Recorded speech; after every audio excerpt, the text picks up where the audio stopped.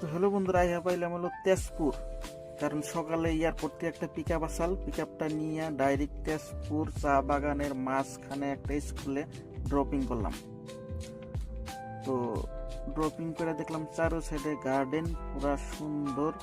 তো নাইমে নিয়েই আর দেরি নাই, মানে ভিডিও করলাম আর কি। দেখে খুব একটা ভালো লাগলো। তো দেখেন কি সুন্দর। তারপরে আমি এই স্কুলটার বিষয় অল্প জিজ্ঞাসিলাম। তো এই স্কুলে নাকি ফিস 8 লাখ টাকা বছরে আর কি নেয়। মানুষটা আর জিজ্ঞাসিলাম কইলো।